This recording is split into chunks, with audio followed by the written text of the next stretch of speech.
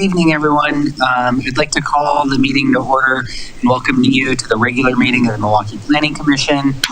Agendas and copies of staff reports are available on the city website at www.milwaukieoregon.gov. You may locate them by navigating to the community calendar where tonight's meeting page is posted. If you haven't reviewed the agenda, please do so. It contains important information about the process. We'll begin our meeting tonight with our native lands acknowledgement. The city of Milwaukie respectfully acknowledges that our community is located on the ancestral homelands of the Clackamas people. In 1855, the surviving members of the Clackamas signed the Willamette Valley Treaty, also known as the Kalapuya Treaty, with the federal government in good faith. We offer our respect and gratitude to the indigenous people of this land. I think, as some planning commissioners know, I have a little bit of a fondness for 19th century local history, and just learned yesterday that the Oregon Historical Society is having a talk on this upcoming Monday night that's titled "So Long, Joel Palmer, How the Superintendent of Indian Affairs Lost His Job." And Joel Palmer was the kind of original superintendent overseeing Indian affairs here in just across the river from us, on the other side of Milwaukie Bay Park, where historically the Indian Affairs Office was in what is that now? Dunthorpe. And he was responsible for making treaties and ratifying those treaties. And he actually, from some of the things I've read, took steps to kind of prevent murder and massacres and those kinds of things, and lost his job along the way. So it sounds like it should be an interesting talk. If anyone's interested, you could get on the Oregon Historical Society's website. It's this upcoming Monday, 7 to 8:30 p.m. at the McMinimum's Kennedy School. I think $5 in advance or $6 at the door. So we can move on to, we don't have any meeting minutes this evening. Are there any informational items from staff? The only thing I just wanted to let people be aware of is that on Wednesday, January 31st, here at City Hall in the Dogwood Community Room on the first floor, there's going to be an open house for the Harvey Street improvements, which is part of a rewrite project there. So if anybody wants to learn about that project or come out and ask questions, then I would invite folks to come and participate on Wednesday, January 31st. Great, thanks. I know that's been kind of, I saw the Letting Library send an email out to some of their, I saw Llewellyn NDA, Ardenwald NDA, so yeah, I think folks are excited about that. Any other informational items? No? Great.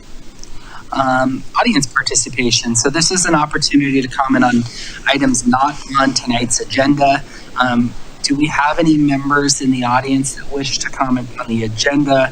And I'd like to remind any participants that they should be respectful and keep in mind not disrupting any meetings.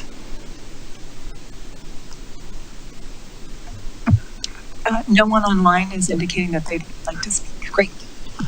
We don't have anyone here in the audience, so we can move forward to 5.0, our Community Involvement Advisory Committee.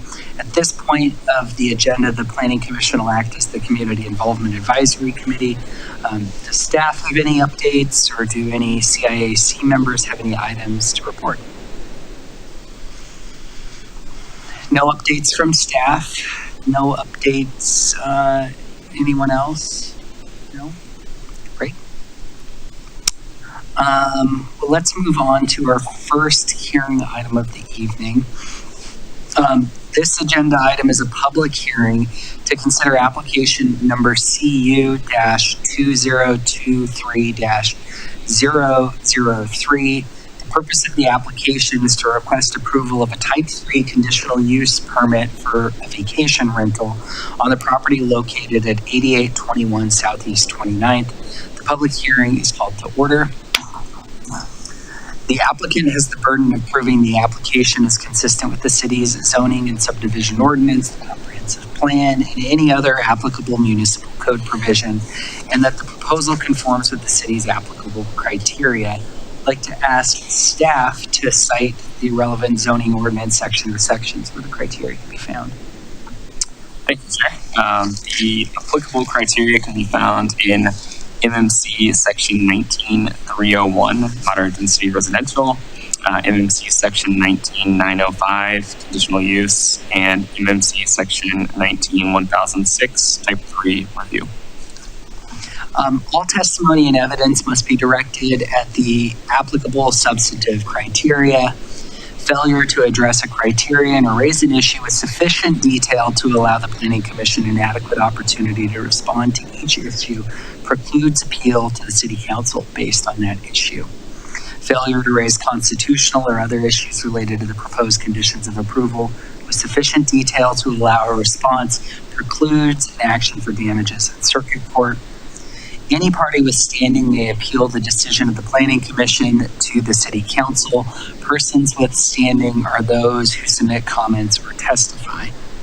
If additional documents or evidence are provided by any party, the Commission may, if requested, allow a continuance or leave the record open to allow parties a reasonable opportunity to respond. Any such continuance or extension shall be subject to the limitations of the 120-day rule unless the continuance or extension is requested or agreed to by the applicant. I feel like I should challenge myself at some point and memorize that as a monologue. I do it often enough. Yeah. So does any member of the commission wish to abstain from the hearing? No, hearing none, seeing none. Does any member of the commission wish to declare an actual or a potential conflict of interest? No, none, hearing none, seeing none. Does any member of the commission wish to report on any ex parte contacts?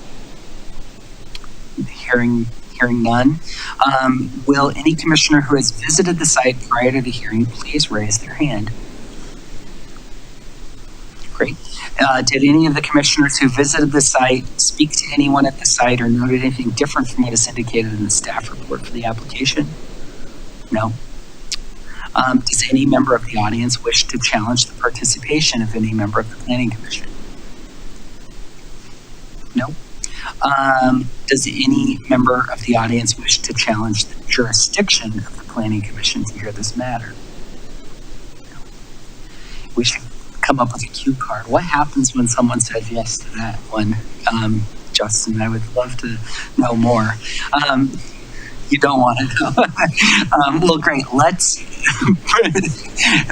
we get ejected, or they. Let's proceed to the staff report. Thank you, and good evening, commissioners. My name is Ryan Dyer, and I'm an assistant planner with the city. Tonight, as has been mentioned, we're here for conditional use land use file CU 2023-003 for a proposal for a new conditional use for vacation rental at the address 8821 Southeast 29th Avenue in the Ardmore neighborhood. So, an overview of the site, it's currently developed with a single detached dwelling that was built in 1932. The applicants and owners have since done some remodeling. The lot size is 4,145 square feet, and the property, along with properties in the vicinity, are zoned moderate density residential, or RMD. So just a refresher, and I think many of you have seen a similar presentation on vacation rentals before, but vacation rentals are allowed in all residential zones in the city as a conditional use. The the definition, we draw a distinction in the code between vacation rentals and short-term rentals. So short-term rentals are home occupations in which there's a primary occupant living at the property for at least 270 days per calendar year. And then a vacation rental is where there is no primary occupant or that primary nobody is living there for at least 270 days in a calendar year. And when you tip over into that is when you need to be certified through the conditional use process as a vacation rental. Just a little history on this property, the owners did start they started renting out their dwelling as a short-term rental and have reached that point, that 270-day marker, where they no longer qualify for that, which is why they have applied for a vacation rental. Next slide, please. In terms of the approval criteria, there are 7 criteria in MMC 19905 that are required to be met in order to establish a new conditional use. So all 7 are mentioned here, but I've highlighted those as we've done in the past for these applications that are most pertinent for a vacation rental. So we'll walk through those that are highlighted here. Next slide. So the first one is operating in physical characteristics of a proposed use are reasonably compatible with nearby uses. For this application, no physical development is being proposed, and the applicants have included standard rental agreement contracts, and in addition to that have listed sort of their own conditions that they are applying or would be applying to renters of the unit. So those are standard operating limitations that ensure sort of compatibility with nearby uses. And we'll get more into those into the mitigation. The next approval criterion is that all identified impacts will be mitigated to the extent possible or practicable. And for this, there were no obvious impacts that staff saw based on the materials provided by the applicant. The owners are out of state, but they have associates nearby that can respond to any concerns that might come up. Along with that, I would just note that as a requirement for any vacation rental, applicants are, if approved, are required to provide notice to properties within 300 feet of the vacation rental annually. That's required. They're required to include in that notice just that they're operating a vacation rental, and then their contact information as the owners must be included, along with the operators, and in addition to that, the police non-emergency number. So if there were any perceived impacts, there are methods in the code through this notice requirement that could resolve those in a timely manner. And then finally, I mentioned this, but the rental agreement included in the application includes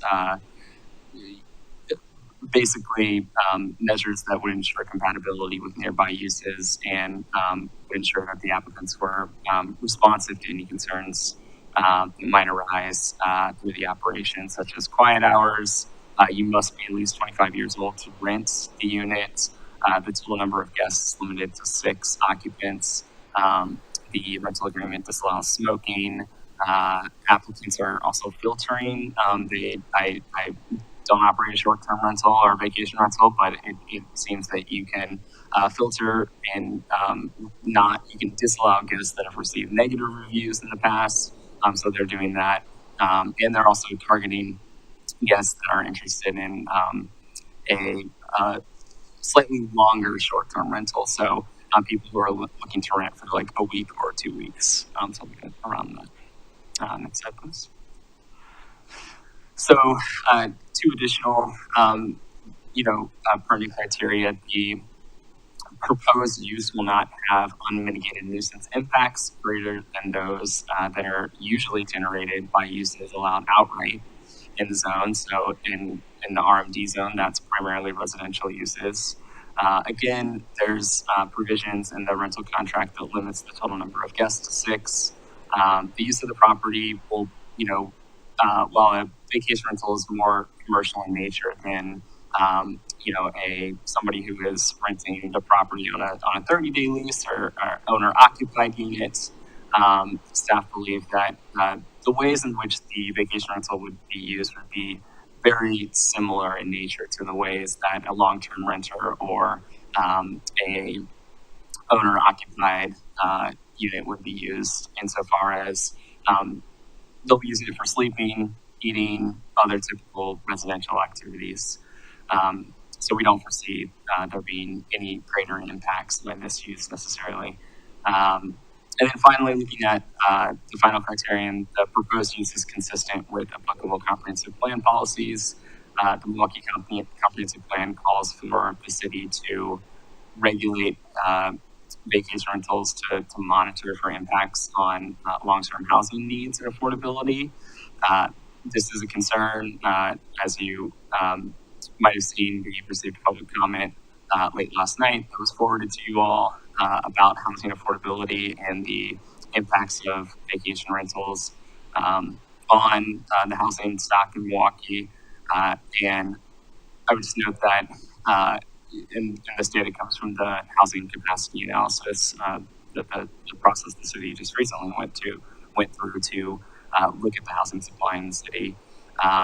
There are roughly 9,627 housing units. I think that number has even gone up slightly since the housing capacity analysis was completed. Of that, roughly 6,450 are single detached dwellings. And in terms of what percentage, we have currently approved 6 vacation rentals in the city.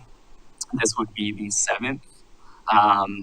And that's less than 1% of the housing units in the city, as well as less than 1% of the single detached dwellings of that housing type in the city. So at this point, the city doesn't see that being a main driver of affordability concerns in Milwaukie.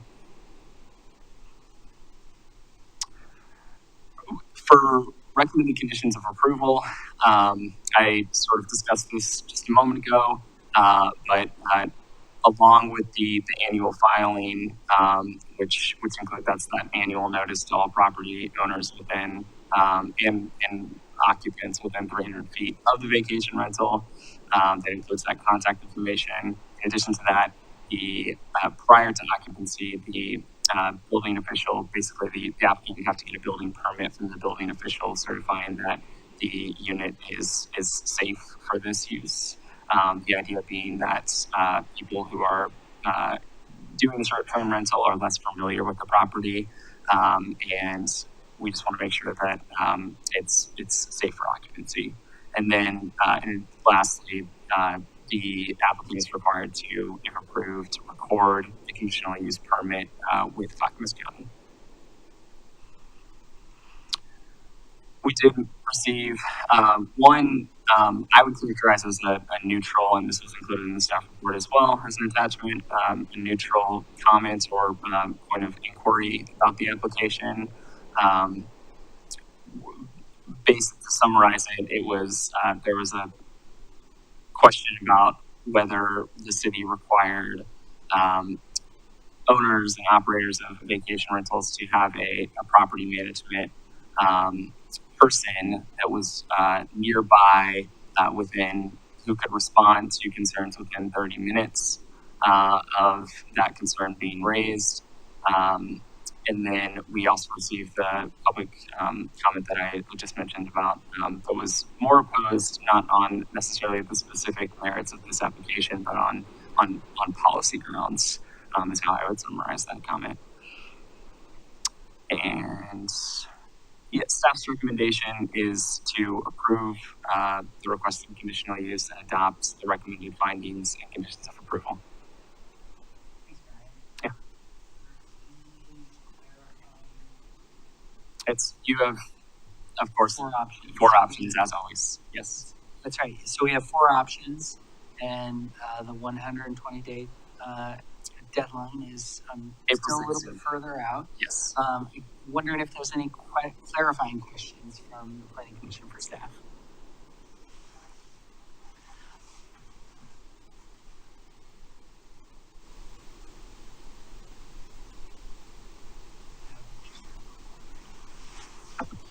So I suppose this is a bit more of a policy question, but you had mentioned, you had showed kind of the percentages of vacation rentals. Is there a specific threshold that we've stated at which point we would be concerned about the impact of vacation rentals on the housing market? It's a good question. It's not there is no threshold that we've identified in any of our planning documents, but it's something that we've definitely talked about internally as staff that we should look into. Yep.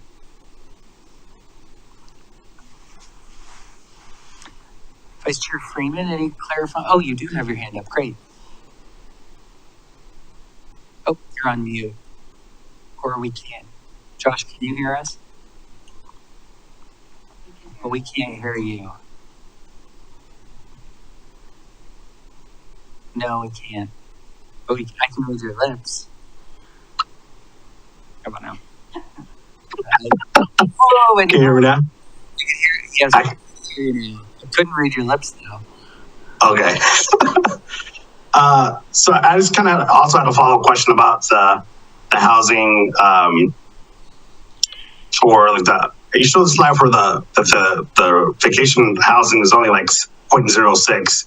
I was just curious to kind of, is there information on like the type of housing, like I think in the comments, the comments wrote in that the housing was like like an entry level kind of housing and stuff like that. Is there any kind of like ratio of like the number of like, new houses or, entry level type houses that are being reserved? Does that make sense? It does make sense, yeah. And I'm not sure. Yeah, I mean, let me think about it for a moment.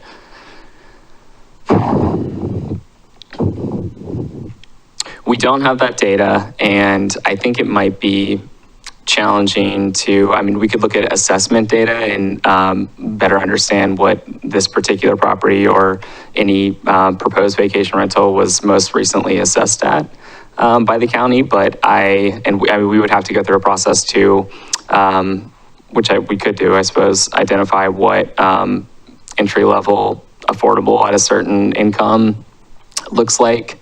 But yeah, I think it's a good point. And as we, I think, start to think about what that threshold might look like, it's something we could take into consideration. And then also another question, the other comment was like the response time. Is there by code, is there a mandated like response time that the vacation owner has to respond if there's like a complaint by one of the neighbors? We don't have any mandated response time, no. Nothing in the code. We just have the requirement that they do notify annually surrounding properties and include not only their contact information, the property manager's information, and also that non-emergency police line. Okay. Thank you. And I would just, I guess, add one more thing that to date so far that has seemed to be sufficient, that we have not received many complaints from existing operating vacation rentals about any nuisance complaints, that is. And again, if this would be the 7th one that's been approved in the city since we started allowing them. And 2 of them are no longer functioning as vacation rentals. So technically we would be down to 5 vacation rentals in the city. So I think overall it's a fairly small number compared to the number of units that we have in the city.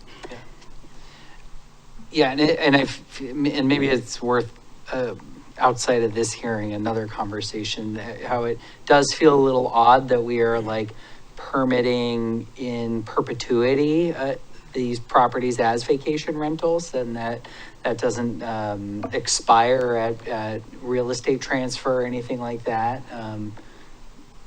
That's correct? That's correct. Yeah. Yeah, there's a process. If a vacation rental was presenting repeated challenges, there's a process to revoke the conditional use Yeah. approval, but yeah, there's no expiration, and it does not, end with property transfer. Sure, yeah. And, again, kind of entirely irrelevant to this application. It just seems like a odd thing to have to come off the books, but they're still on the books technically, even though they're not operating that way. I think maybe just a clarifying question that I had is, I think, in some vacation rentals, you'll have an owner, and that owner will then have a property manager. In this instance, the owner is while living on the other side of the country, is going to also function as the property manager. Is that correct? They would be the primary point of contact, and so they would like to handle, to the extent possible, I think, and they can correct me if I'm wrong on this, any initial concerns. Okay. But they do have, I think, in the addendum that they provided to their narrative, a couple of local contacts who could respond if you needed that physical presence. Sure, okay, great. Any other clarifying questions for staff? Sorry, Chair, I had one other clarifying question. Please. The contacts for the local contacts, do we know if they're located in Milwaukie, or how far are they away from the property? Is that known?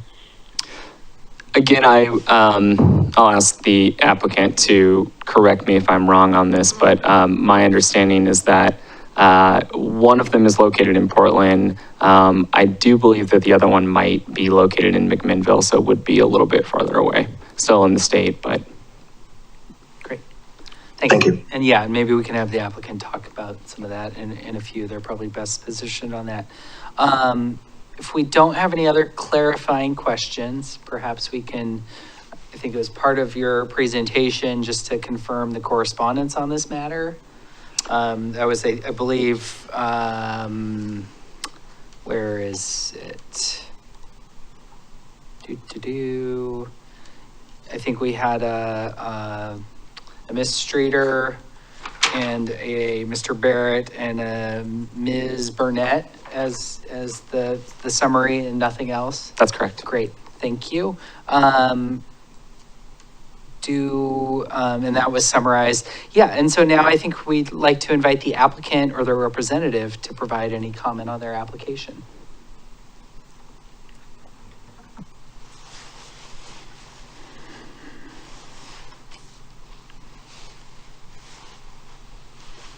Hi. Hi.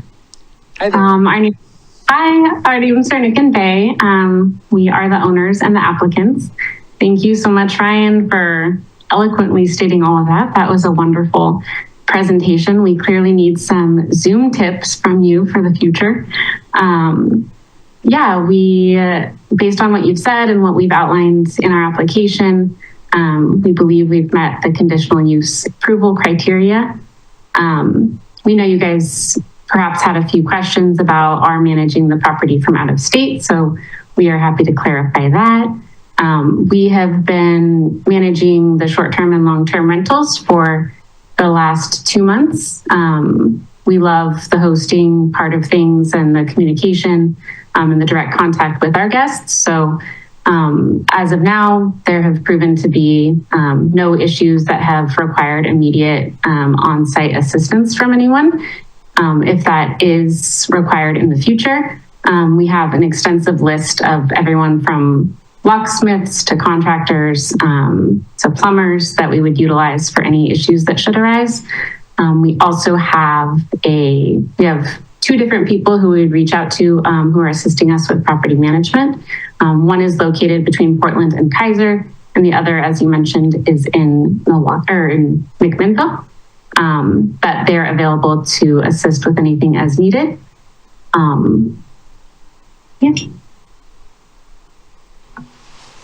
Great, thanks so much, appreciate that. Do any planning commissioners have questions for the applicants?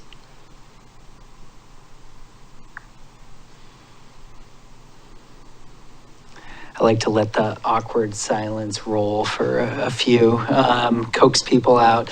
Well, thank you so much for your time and showing up tonight to add some additional context. Really appreciate that. So we can move forward with the hearing here.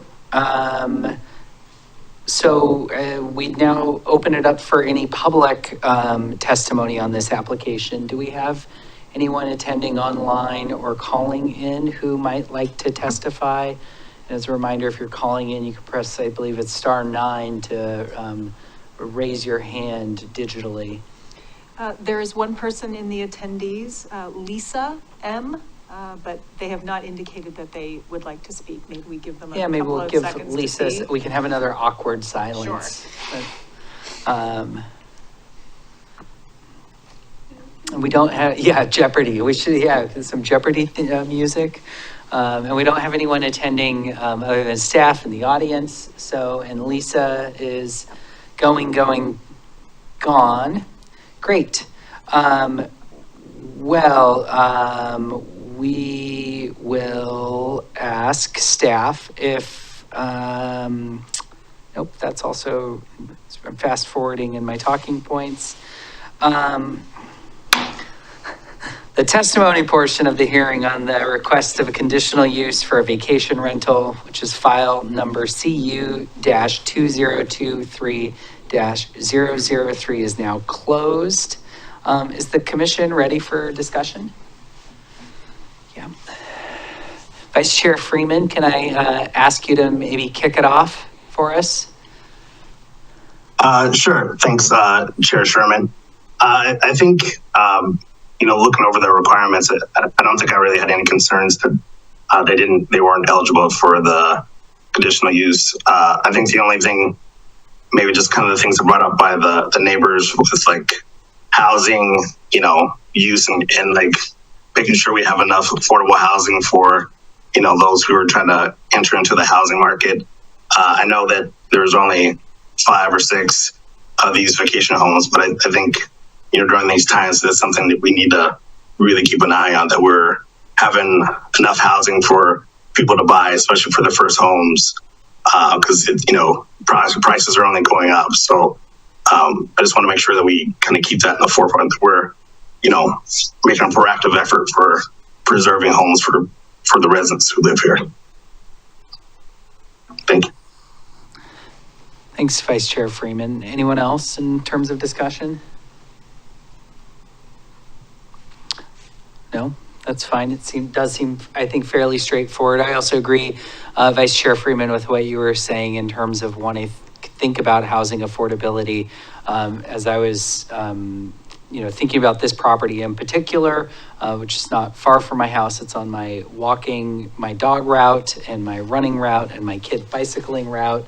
In many ways, it also reminds me of my first home, which was kind of a small, older home that was pretty great. And I think that thinking about some of those opportunities like you were talking about, at the same time, we don't really have any policy triggers or thresholds to kind of weigh against. And as we maybe see increases in vacation rentals slowly increase over the years, both here at Planning Commission as well as City Council, maybe we can talk more about that. But I think at this point in time, I think it very clearly meets the applicable criteria, and I feel ready to kind of move this forward. Is there any other discussion on this? I'll echo everything that's been discussed. Anecdotally, I could think of at least 2, maybe 3 homes in that area, especially on 29th, that have been for sale in the last, I don't know if they're on the market still, but they had been for sale, it seemed like, for more than 2 months. And so whether or not they're considered affordable, I don't know, but I didn't see the available homes being snatched up right away without anyone having a chance to, make a real offer. So again, I hear the Ryan and Anna's concerns, but I also feel like we're not, the reality of that isn't there, so. Yeah. Well, might I be able to get a motion? I motion that we approve CU-2023-003 with the conditions presented. Great, it's been moved. I'll second. It's been seconded by Commissioner Mulhorn. All in favor? Aye. Or any further discussion? None? All in favor? Aye. Motion passes unanimously. If anyone wishes to appeal the commission's decision to Milwaukie City Council, you must make the application stating the grounds for your appeal within 15 days of the mailing of the notice of decision. Please see planning staff for details. Great. Well, we can move on to our work session item, which is an update on the neighborhood's hub project and a discussion of the proposed hub code amendments. Senior Planner Vera Colias and Associate Planner Adam Haru will present the information for discussion. Nice introduction for you this evening. We also have Joseph Brelio, our Community Development Director, joining us up here, and we're saying good evening to Justin, our City Attorney. I know it was too spicy for you, Justin, but you're excused. Have a good evening. Good to see you all. You as well. Okay, good evening, everyone. Let me get the presentation fired up. Okay. There we go. All right. Evening, everyone. Adam and I are here to present the Neighborhood Hubs project. It's a project update as well as a discussion for this work session in advance of public hearings, because we're getting ready to close this part of the project and move into code and map amendments. But for folks that might not be familiar with the project, neighborhood hubs are gathering places within neighborhoods where residents have easy access to goods and services. They're close to their homes. So they're little mini nodes of activity, places where neighbors can create meaningful relationships with each other, as well as have easy access to some amenities as well. Brief project history to get folks caught up. So Milwaukie community members created a vision for neighborhood hubs during the 2017 Vision and Action Plan, which engaged more than 1,000 community members as part of that visioning process. Oh, even closer. Okay. In 2018 and 2019, the city conducted engagement through the NDAs, community events, and an online community survey. And outreach showed a very high level of community support for the hubs process, over 85%. Since then, city's been exploring strategies to make this community vision a reality, and ultimately the city incorporated neighborhood hubs into the adopted comprehensive plan in 2020. So now, since then, staff worked at the time with a consultant team to develop a draft neighborhood hubs report that was to create a framework for how hubs could grow over time and some potential pathways forward for implementation. So where we are right now is phase 2 of the project, where we try to cover gaps in the outreach and then explore implementation of the strategies that were identified within that 2020 report. Thank you, commissioners. Phase 2 of the Hubs project has focused on really refining some of those hub locations and the types of hubs, how we think about hubs as functioning in those neighborhoods, exploring economic development programs that we can use to help hubs grow, and also reviewing and refining the development code, which is a big reason that we're here tonight. A lot of things have changed in the project since we last engaged the community in 2018 and 2019.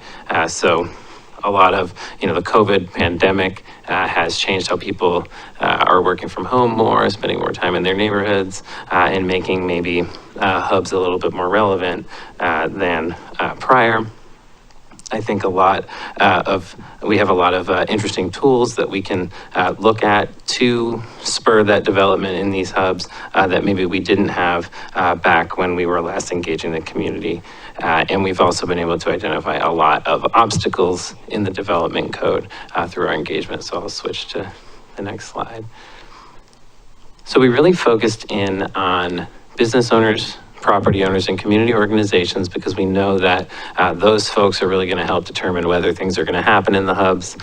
Really hard to do things on a property without the property owner's permission. And we also did a lot of community-wide engagement kind of after doing that initial round. We started with a survey of property owners. We got 22 responses. We sent out many hundreds of postcards. We reached out to home occupations and brick and mortar businesses within about a quarter mile of each of the 13 hubs that were proposed in that 2020 report. We hosted that on Engage Milwaukie, had quite a few page visits, a lot of people engaging with the content, learning about hubs, registering for Engage Milwaukie, and getting informed in some of our online activities. We did in-person interviews with 18 different businesses and property owners in the hubs that had about 23 participants. Some of those folks took the survey, and some of those are folks that we connected with after the original survey. We presented to all the neighborhood associations, including Historic Milwaukie, about the project and kind of where we're headed with it in May of last year. And we followed up with some in-person workshops on the code. So we talked to both in partnership with 3 different NDAs. We held some kind of mini code workshops, and then we had 3 in a hub workshops. And those included an online workshop as well that basically mimicked those in-person workshops so that everyone was kind of participating and answering the same questions and working with the same information. And we had quite a bit of support for the code concepts in those workshops. It says 83%, but that doesn't take out the neutral folks. So folks who didn't really feel strongly one way or another. If you kind of think about people who feel in support and opposition only, it was quite a bit higher than that 83%. So some of the top takeaways from this outreach is that, there continues to be broad support for hubs and very, very little opposition for both the code concepts and kind of the approach to the project overall. There's a lot of interest in allowing more types of uses in various zones and on various properties and increasing flexibility. We've heard all kinds of different examples of this, but including being able to do food in places that you can't, retail in places that you can't, new types of activities and events that maybe are more difficult to do now, more flexibility with home occupations, more flexibility with design standards, things like that. We did hear a lot of support from property and business owners for a grant or loan program to kind of help support people who want to do things on their property that kind of fit that hub's vision. We heard a lot of interest in a small business alliance and trying to have the city maybe help jumpstart something like that. Talked a lot about how not all neighborhoods have a lot of hubs, have a lot of activity in them. How can we ensure that hubs can emerge in those neighborhoods? And we have some ideas for that we'll talk about later. Also, we reconsidered and expanded the hub boundaries based on those conversations with the NDAs, within the workshops. I think we started to think a little more flexibly about those boundaries. And we've been working also to, as the TSP has been getting kicked off and starting, trying to integrate some of our learnings from hubs in with how we're prioritizing transportation improvements. So Laura and Ryan are working on that piece. And there is just a broad interest in site improvements from a lot of the property owners that we talked with, but not necessarily the knowledge of kind of how to pursue them or what they can do. We can go to the next. So we did an evaluation to kind of refine down the number of hubs. We got a lot of feedback in our work sessions that, and from community that 13 is a lot. We really need to focus in. And some of them we just kind of eliminated because they weren't going to be an opportunity in the short term based on conversations we had with property owners. So we refined some of those boundaries. We consolidated what were, I think, 7 or 8 different hub types in our original 2020 report down to just 3 to use a simpler frame for kind of how these are going to change over time. We also developed some criteria for how we evaluated that weren't solely based really on market factors and also based on some of the placemaking potential and community building opportunities that a lot of these hubs have. And we revisited, as it says on the slide, those 2020 types as well. So these are some of the things that we took into consideration. Are there opportunity sites for placemaking projects? How close are some of these hubs to existing amenities like parks? Are there examples of significant art presence?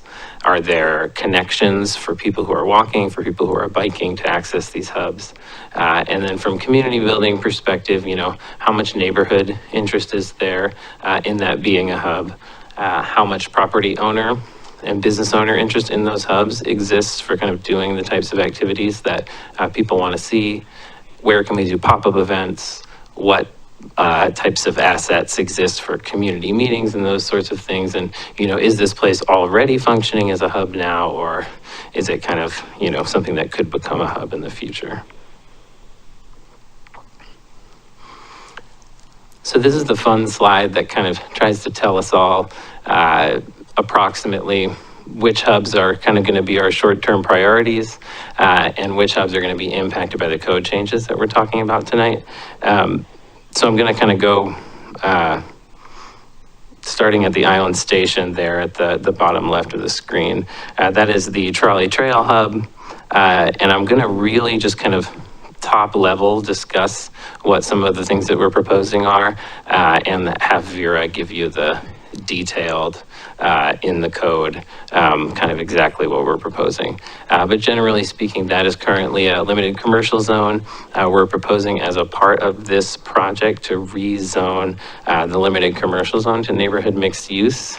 So that would impact Island Station, and it would also impact the 7-Eleven hub, which you can see in the bottom right corner. It's not a short-term priority hub because community has a lot of safety concerns with it, but it is currently CL, and so we're proposing to shift the zoning there as well. If you look at the kind of moving just next to the Island Station when we have Milwaukie Floral, that's currently a sort of a pre-existing non-conforming use in the RMD zone. So we have proposed to create a new small mixed-use zone that would rezone the existing convenience stores that are in the CN zone, as well as Milwaukie Floral to a small mixed-use zone. So that includes the Sunny Corner Market Hub up there, then the Roswell Market Hub, as well as the Little Blue Store, which we're not identifying as a hub, but which also has CN zoning and so would be also changed to SMU in that process. If you look at some of these blue circles, where it's just a blue circle and it's empty in the middle, the school district office on the bottom, that is a site that is going to be used as a school district office and has seen some development on one of the sites that seemed like an opportunity site for pop-ups. So while the parking lot may be available for some kind of event or something, there aren't really any plans to develop it or make big changes there. The other, next to the 7-Eleven there, the other sort of empty blue circle on the south side of the map, that is a vacant property near, I think, one of the acute rehab. I can't remember the exact name of the facility there, but it's just to the south of there. And we reached out to all property owners and we didn't hear a lot of interest in doing something there. So that's more of a potential future hub. And kind of moving up Linwood there to the Wichita Town Center, we recognize that that is functioning as a hub, but in the short term, we don't really have proposals for changing the code there because it already allows a wide range of hubs like, commercial uses and functions that way. And also a lot of those properties in that area are in the county. And so they may annex one day, but it's a difficult area to prioritize now for some of those reasons. You'll notice there are two solid blue dots. Those are the Campbell School and Hector Campbell. That is seen as a community hub. The Hector Campbell NDA does a lot of work there, has a community garden there, has a lease for, I don't know if it's $0 or $1 a year to kind of maintain that portion of the site. And then the rest of the site is being used by the school district currently and there may be future plans for it, but it doesn't seem like they're planning to develop it into housing or anything that the zoning would allow. That maybe it would be another school in the future, possibly And then Bon Michel is the other solid dot, and that is a place where, it's a park, but it's been functioning as a hub. The adjacent properties where there was some development potential and some kind of commercial activity either didn't participate or didn't have interest in doing hubs-like activities there. So more interest in developing middle housing on one of those vacant sites. So that's kind of been thought of as a community hub and not one with a lot of economic activity or commercial activity. And the final couple hubs here that I haven't touched on are the 42nd and Harrison hub and the 32nd and Olson hub. Both of those are currently have a neighborhood mixed use zoning. So we have a couple of code changes on sort of how we want to expand the NMU boundary in one of those areas and also add some new uses to the NMU as permitted uses. This might be a reasonable time to pause for a second and see if there are any questions about the map before we continue on with the presentation. Maybe just briefly, I think you might have inadvertently missed over the Johnson Creek at the top of the map. Could you talk to that for just a second? Yeah, so that's a great point. That one has, there were a couple properties that had some seemingly development potential. It's on Stanley though, and it seems like maybe the land uses aren't going to be shifting in the nearer term. I know one of the properties seemed to get developed with maybe multi-unit housing, it seemed like.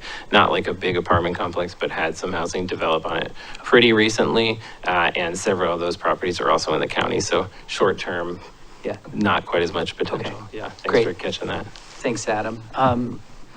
Josh, I can't see you, but wanted to just see if you had any questions, and then maybe we'll pivot from digital commissioners to physical commissioners, even though you're still a physical human. Thanks, Chair Sherman. I kind of have a question. What's, if you could just kind of talk a little bit about what's the difference for the short-term priority and like the versus the other hubs, future hubs? What is like maybe like you can talk about like maybe the timeline for like the short-term priority versus the other one, and just if you can give me a little more information, that would be helpful.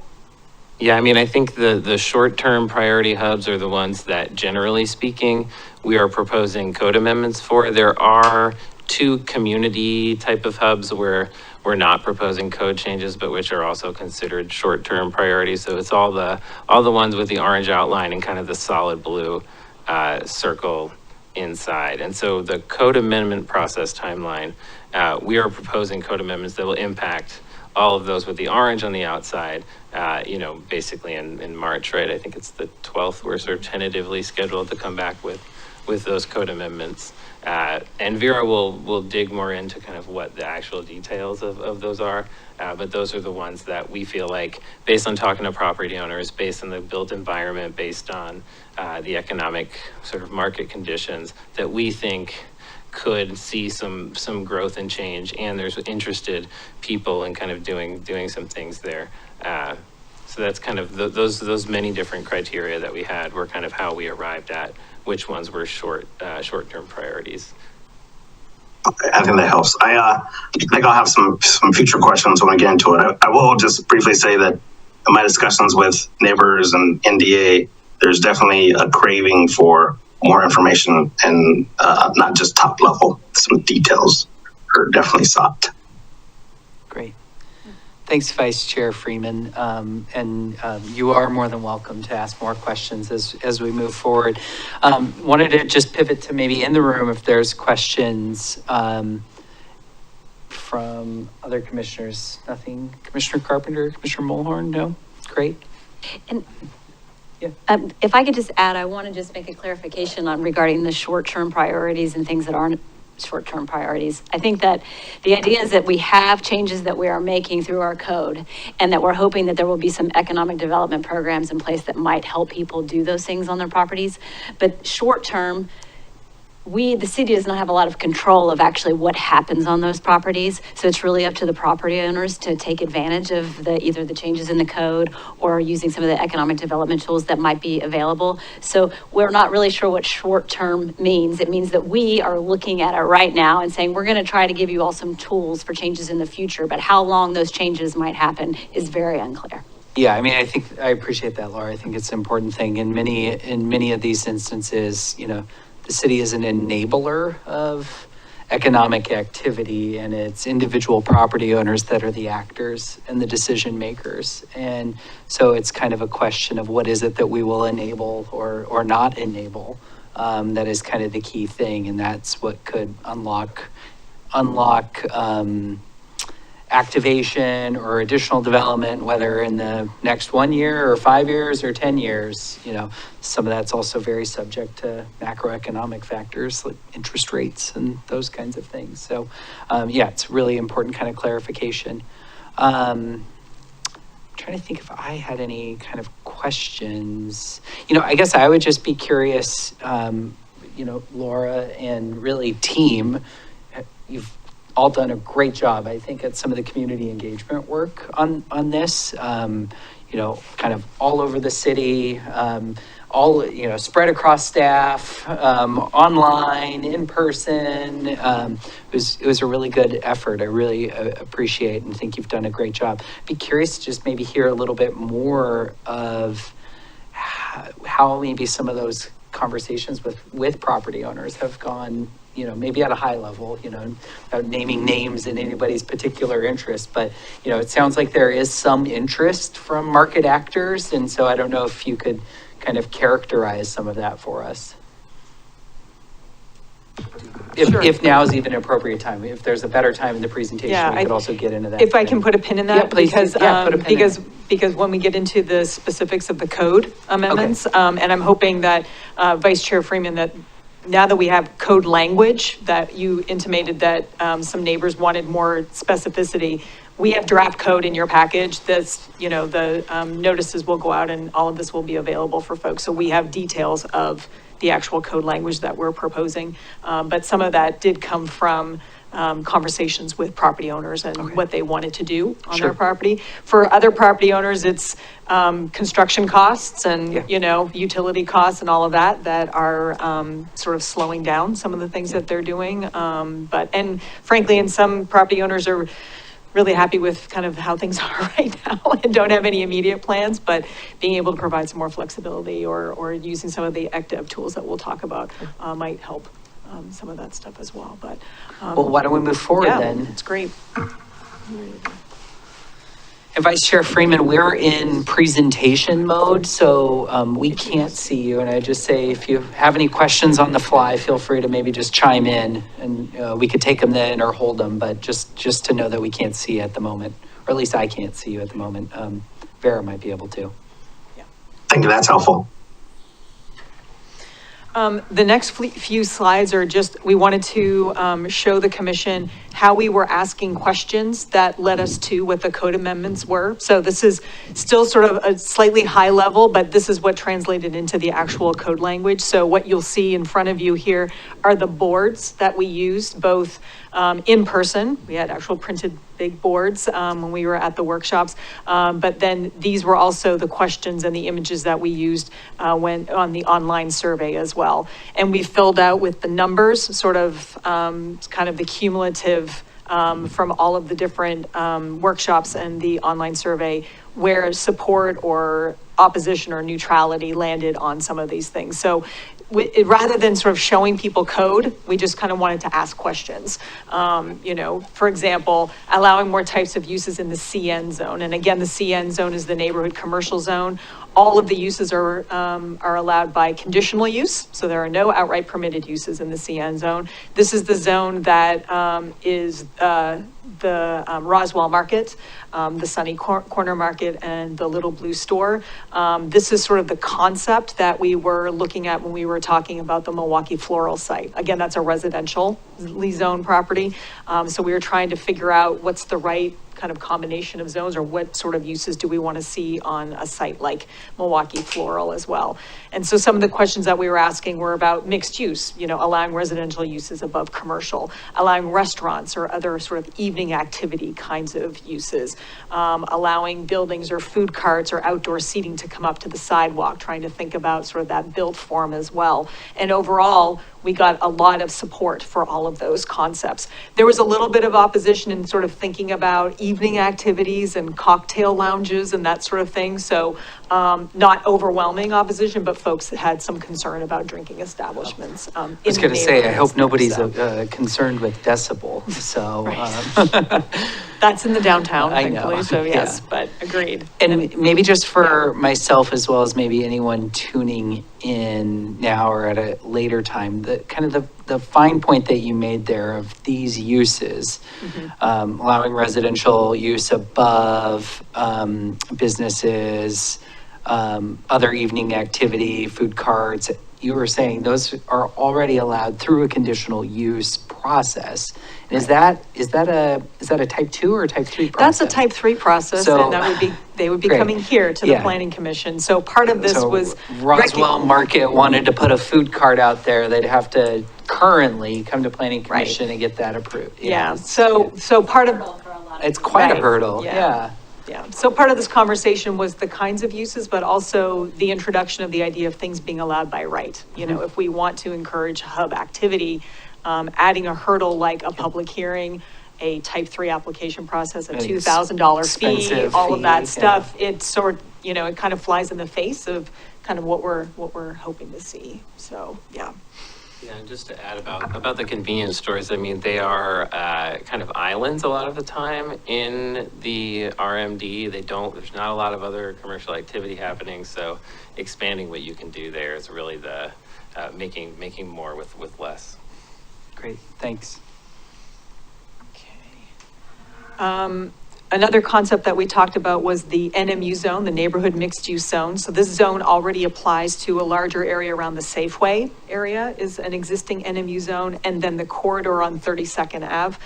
The hub itself on 32nd is the 32nd and Olson kind of intersection. That was identified as the actual hub, but the NMU covers more of a corridor on 32nd. Part of this concept was the idea of, for example, the Chapel Theater on Harrison Street is there by virtue of a community service use because it is in a residential zone. So the idea here for that particular location was to pull the NMU zone west a couple of properties to encompass the Chapel Theater and pull it into the NMU zone.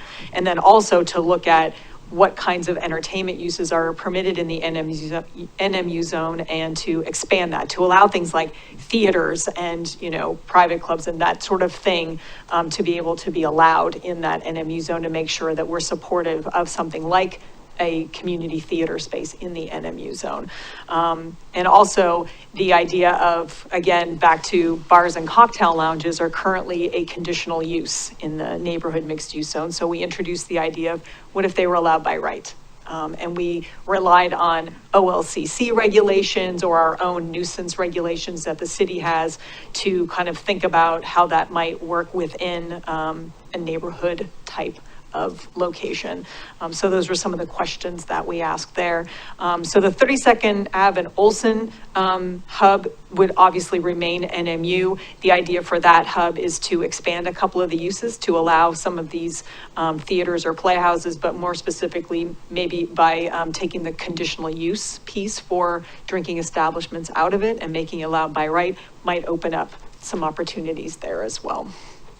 We did get, again, a little bit of opposition from cocktail lounges, but and certainly we're willing to explore kind of what are the concerns about that and is there a way to think about that. But otherwise, again, overwhelming support for that concept as well. And maybe just briefly, I don't expect you to be an expert on OLCC regulations, but can you talk about some of the city's powers in those spaces in terms of nuisance regulations or other things like that? Yeah. if that were to be allowed, and if there was to be a real life concern, Right. how would the city kind of grapple with that? Our general nuisance regulations do revolve around noise. So amplification of music and that kind of thing is regulated within our noise ordinance, and that's a code enforcement situation. I would have to look closer into what the OLCC piece is, but mostly it's noise is the probably the strongest tool that the code would have as far as regulating something that might be impactful to residents. Like I think there's hours as and well. hours of operation, yes. Hours and Yeah. noise. Yes. And so those would be the kinds of things where if, you had a cocktail lounge that was too noisy, the city would essentially probably issue warning and then Right. financial penalties after That that. could happen, yes. That could escalate. Okay, Correct, yeah. great. Yeah, What- thanks for clarifying. Point of clarification for CN and NMU zone proposed code changes, are those for all of those zones or just within the hub? No, it's for all of the zones. We're not Okay. creating special. Yeah. When we get to the map, I'll show you that yes, we have some more blanket kinds of zoning Great. proposals as well, yeah.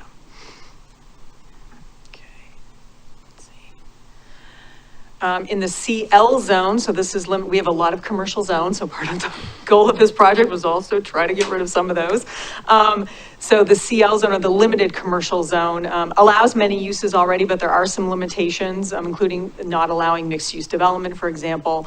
But and this is the zone that applies to the trolley trail hub area in Island Station. It also applies to the 7-Eleven at Linwood. Where that is, wasn't really identified as a popular hub, to be fair, because it has some real infrastructure challenges to getting there, but there it is. So that's one of these things as well. So those areas, part of this, the idea here with the CL zone was again, asking questions like allowing mixed use for something that would happen there, and possibly things like hotels or bed and breakfasts, or just kind of, we were looking through the existing code and seeing what else might we want to tweak there. Some of these zones didn't need a lot of tweaking, honestly, but those were some of the things that were identified as far as the list of uses, and again, support for broadening those uses as well. Maybe just quick, and please continue. Yeah. I think my clarification was the 7-Eleven at Linwood. Mm-hmm. Are we talking strictly about the 7-Eleven, or there's also a dispensary? Correct, it's that site, it's both of those sites. properties. Great. I just want to Correct. make Yes. sure we weren't thinking about Right. a single parcel. No, it's, yeah, Great. the zone applies to that. thank In you. fact, the CL zone runs along Harmony Road and includes the campus of Clackamas Community College as well. interesting. Yeah, when Okay. we pulled that, when we annexed that in, Yeah. the CL zone is what was applied. So this the changes that we're proposing to the CL zone would in fact apply to the community college. However, it's already a community college and it's a CSU.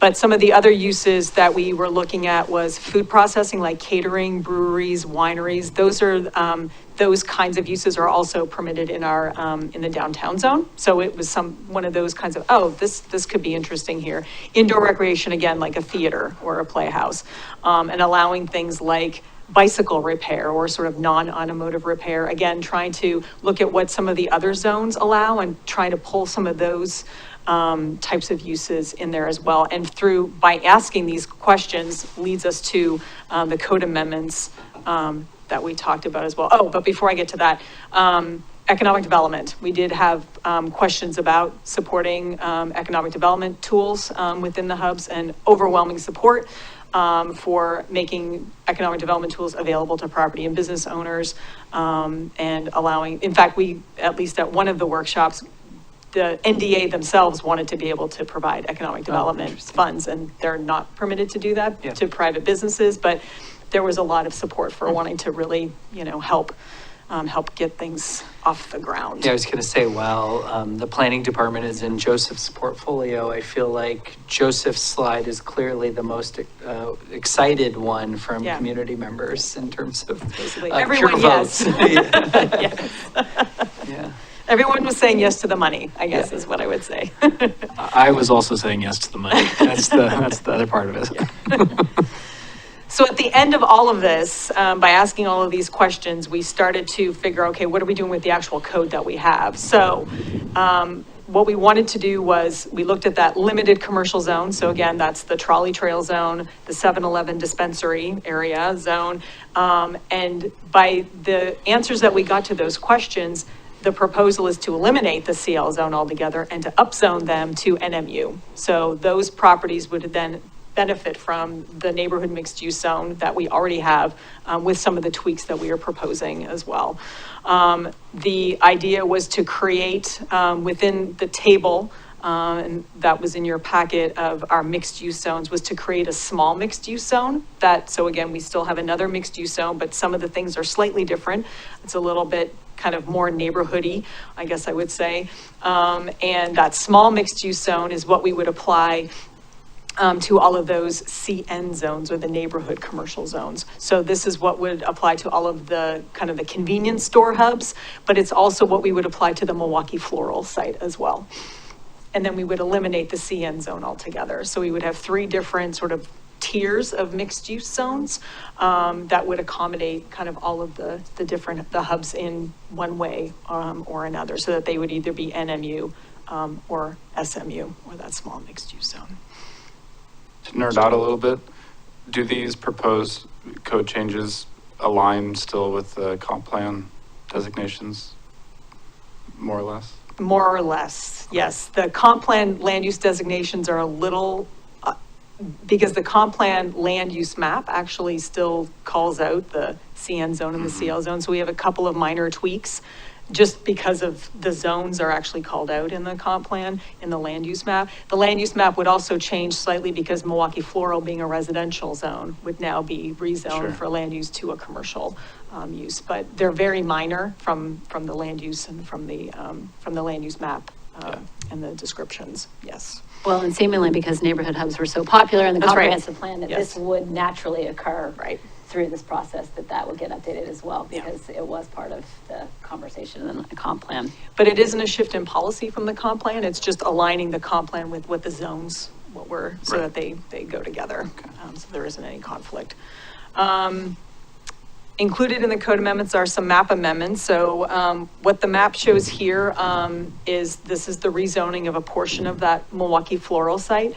So the map that you see on the left that shows the zones, you see the Milwaukie floral site outlined in red there. Oh, and sorry, that red box is actually off center. Sorry. I don't know how that, I think I resized the image and it changed the red box. So, okay, so the red box should actually be to the right. So it's all RMD. So apologies, that red box is not correct. So the Milwaukie floral site goes from Lake Road all the way down to the creek, actually. I don't think I can change that. I can't. Well, so it's all zoned RMD. And the proposal that you see on the right is the new small mixed use zone boundary, which would basically be the top little less than half of the property. And the reason why we chose that as the boundary, and we did meet with the Milwaukie floral folks to kind of talk about where this boundary might go, is that, first of all, it's a mixed use zone. So where does it make sense to kind of have these commercial and mixed uses closer to Lake Road? The property does have access challenges. There's only one way in from Lake Road, and it's sort of a drive that kind of runs the length of the property. But what this accounts for is the main store area and the greenhouses that are just behind that. It also aligns with, if you'll see, there's a property that is a residential property just at Guilford Road. I don't know if my mouse can, if you see that right here. So what we wanted to understand, and this is not to intimate that anything is happening, but should there be any kind of a future roadway connection from Guilford, through that property? And again, I'm not saying there is one, but what this does is it aligns with that property line. So it accounts for some potential future vehicular or access from Oatfield and from Guilford into that rear portion of the property. So all of that said, the property still has their RMD zoning for the back 40, I like to call it, or for that bottom half. That still has a multiple multiple uses, residential uses with all the middle housing options as well. But this, again, accounts for kind of what is sort of already being kind of commercially used for the greenhouses, and aligns with what could potentially be a future connection as well. So this is the proposal for the rezoning, of that Milwaukie, or portion of the Milwaukie floral site to that small mixed use zone. And then the other map change would be expanding that 42nd Avenue neighborhood mixed use zone, that you can see here. There's the neighborhood mixed use zone is in the purple there. And then that red boundary kind of pulls that 2 properties further to the west to pull the Chapel Theater, and it's both of its properties, into that NMU zone, and just pulls that, into that NMU to allow it to enjoy all of those, mixed use opportunities, there as well. So the packet with the staff report included the whole underlined strikeout of all the code, and happy to delve into that for sure. We did have some key questions for you. Certainly, do you have any questions about the amendments that we're proposing? And do you agree with the list of permitted uses, particularly in the small mixed use zone? That's kind of the new one. And then we did wonder what the commission's direction might be regarding drinking establishments, because we did get some opposition from folks about that, and should they be permitted by right? There was some concern about that they should go through some additional review, so that hours of operation, things could be nailed down through a conditional use process with the commission. Again, the city's noise ordinance does include language regarding excessive noise from amplification of sound or live music or that sort of thing. But if the commission has an opinion about how we might handle that within that table of uses. It's something that is addressed. It's in the small mixed use zone as well, but it's really a question for both zones about conditional use or by right, because that was the one use that really seemed to, we did get some opposition on those. I would just say we did get some opposition, but we got a lot A lot more of support, yes. So the opposition was very small. So I'd like to just be clear that it was very small. I think it was 11 people opposed and 70 something. It's very minor opposition, yeah. Fair. No, thank you for that. I appreciate that. So those are our key questions. Let me just jump to next steps, and we'll come back to the key questions if that's okay. Next steps, we have our public hearings for the code map and the comp plan amendments. We have those scheduled with the Planning Commission in March, and then in April with the City Council. The transportation system plan, of course, is underway right now, and hubs are part of that analysis. And so hub specific discussions and improvements and so on will be discussed as part of that TSP project. We also are looking at an analysis, it's within the work plan, to talk about community service uses, both from a hubs kind of perspective, because a lot of our community service uses, like churches, are looking to see how else they can be using their properties, and there are some hubs, there's some alignment there for sure. So that's something that is definitely sort of on the horizon, that's already been kind of planned out for us. Well, and just also, if I could add there, Vera, I just wanted to add that the community service use analysis is also, it's not just about specific, we had that in mind for some work that was going to be done that was not included in the hubs project, because we need to look at parks and institutions, and that was part of the comp plan. So we have that, we already had that on our work plan, so we can push the hubs into that conversation as well. I just wanted to have a clarification that this isn't coming out of hubs, but there's a little bit of it that is coming into, in from hubs into a larger project that we're going to do. Yep. Based on staff, resources and funding, of course, we've got the economic development toolkit and the implementation of that. The draft of that was included in your packet. We're still finessing that and refining that, but you kind of see sort of where we've landed on some of these neighborhood scale strategies that could apply in the hubs, as well as for small businesses citywide. And of course, we have the community development director here to answer any questions that you might have about that, or if you have any free money that you'd like to send his way for this, I'm sure he'd say yes. There's some CET money. Yes. Yep. I think Joseph's aware of that. I know he's aware of yes. that. Yeah. I can, and I'm happy to speak on that. Sure. If it comes, if now's the time to let Vera finish. Okay.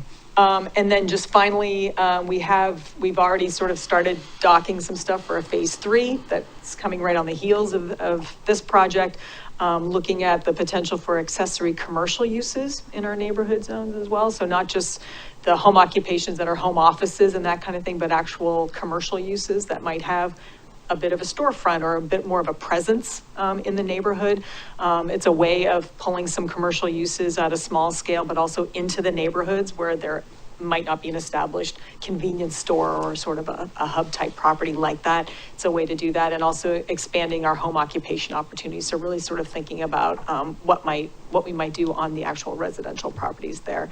Looking at some small scale area plans in some of our hubs, for example, the 42nd and Harrison or the Trolley Trail Hub. And what we mean by that is there some public investment that can happen in some of these areas is for benches, banners, some kind of beautification, something like that, that invests some city money into showing that these are real places and that we recognize that they're places and that we can make some improvements there as well. And then looking at the zoning boundaries for these, in particular, the neighborhood mixed use zone on 32nd Ave. It's kind of on one side of 32nd, it sort of jumps over a couple of properties. And so we've sort of inherited that boundary for years from zoning, and that is going to require some very focused engagement with property owners to understand what that might mean to pull the neighborhood mixed use zone broader on both sides, pull in some more properties that are currently, for the most part, single detached residential homes which are a conditional use in the NMU. So it would affect kind of their status within the NMU zone if we were to pull them in. So we want to do some real focused engagement on that boundary, but it's something that's come up. And so it's something that we want to think about for another phase and to really take a look at that boundary and see what do people want there? And is it something that we should be exploring as far as that map goes? Okay, so key questions, and of course the economic development toolkit. But that sort of concludes the presentation. Sure. But we did, again, the underlying strikeout code was in your packet. I'm sure you all read it and have all kinds of questions about it, but anyway, but I know Commissioner Edge is at home sick, just kind of like all the things have been teed up tonight. I know, yeah. So sad that he's missing out on this. Joseph, I don't know if there was anything you wanted to say on the economic development toolkit, not to put you on the spot or anything. No, it's fine. Thanks, Chair Sherman. And I just want to say, great job to our staff. Laura's a great manager. Adam and Vera have done a great job on this whole project so far and really have taken on the heavy load. So thank you. As far as economic development tools, just keep in mind when it comes to that toolkit, those are just ideas at this point. And you, Chair Sherman, you did mention that there is CET. So for those out there, construction excise tax money. Some of that money has been dedicated to affordable housing. So like last biennium, we dedicated a 1.7 million to income restricted housing units. So to Vice Chair Freeman's previous concern on the other agenda item, we are trying to work on affordability through supporting income restricted housing with CET. But there's a part of CET money that goes towards, very broadly speaking, economic development.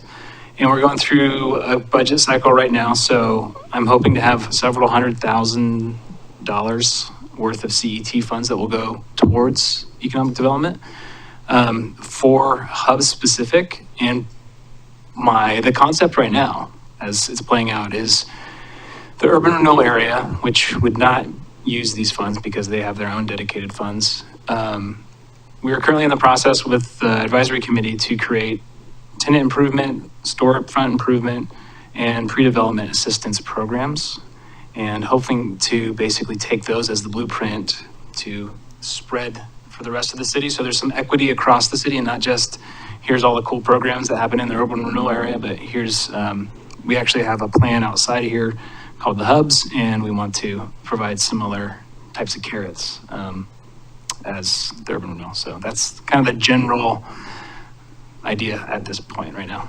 So I think just kind of, I feel like what I'm hearing is a little bit of a color of money kind of game, right? Where you could create a program, fund some of that through urban renewal funding, and then say, oh, but in other places we have these other funds and you could utilize the program. Exactly. Yeah, Yes. great. Well said. Yeah. Cool. Well, do we want to turn to, some of the questions at hand about the zoning amendments or SMU? I've got a few things. I think one thing that I'm excited about with this project is what I'm seeing is some focusing and some prioritization.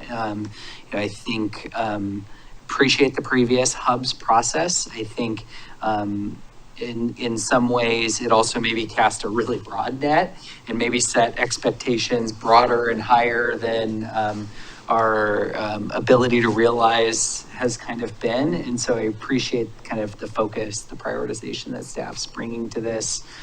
Really appreciate kind of like Joseph was saying, the outreach work that you all have done. I'm excited and I would like to now or through TSP hear more about that intersections with transportation. That it was brought up in the online survey, which was really great. But just knowing transportation infrastructure in some of these hubs is an impediment towards development, and is an impediment towards safety. Like, how can we think about those things more systematically and, put projects in the CIP that synergistically link to, land use moves, that link to economic development moves, like really take kind of a whole city strategy. Thinking about the kind of 42nd and Harrison hub in particular, was rewinding the tape in my mind to a planning commission meeting many years back, I feel like at this point, where, I'm fairly certain the intersection of 42nd and Harrison is almost failing from an engineering perspective. I remember a hearing where we were talking about whether or not we were going to potentially have a developer on the hook for putting in a street light there, a stoplight there.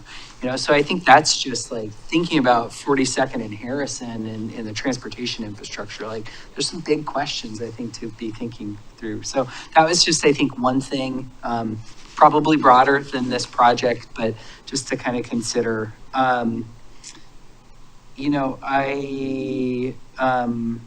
think in the world of zoning amendments and this package, one thing that we haven't talked about that I think would be an interesting thing maybe to spend some time on now, and would love to see if y'all would be willing to incorporate it as, even as something to test with community members in a new code package moving forward, is the idea of thinking about applying the height bonus that's available in the GMU to the NMU.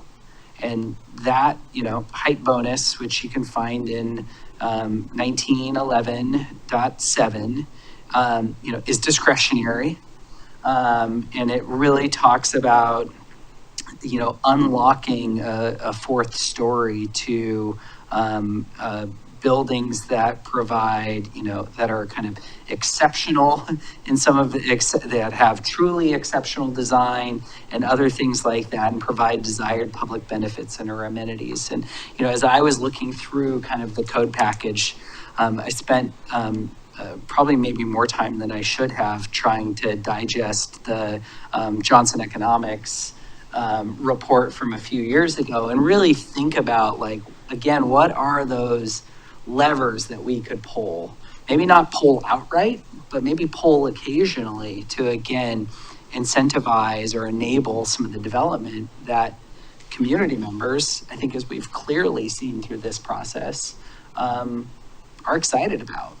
And so, when I think about within the hubs or within NMU specifically, 42nd, 32nd and Olson, this would, I think, include Trolley Trail or Island Station as well.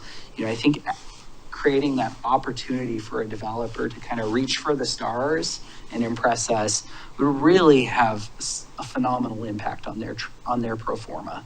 And would really, I think, help things pencil in a way that that development that might be 5 or 10 years in the future could maybe move up to 3 to 5 in the future. So, not to say we have to make that decision here tonight, but I think it would be interesting as the process moves forward to maybe trial balloon that, see how people respond to that, and then we could maybe take it out if we need to. But knowing that it's a discretionary process, it's not a by right. It's unlike height bonuses in downtown where you just meet the green building standard. Yep, you get it. Here it would be more of a process where community members, if there was concerns, they could show up and they could be involved in that process and talk with, this planning commission or a future one. So we'd really love to maybe chat about that. Joseph, I see you're coming on mic. Yeah, it's inspiring. I'm starting to get a little fired up now. That's interesting, thoughtful. I like it. I was just going to say maybe as part of that conversation too, instead of just the green building standard as we currently have, is something like economic impact reports that have been used in other jurisdictions for supporting something like this, some kind of density bonus or vertical housing, vertical increase. So there's other tools and things to consider in that discretionary action. So I just think it's a neat idea, personally. Worth thinking through. So yeah, I guess maybe ask the question out to Vice Chair Freeman, other commissioners, any thoughts or reactions on that?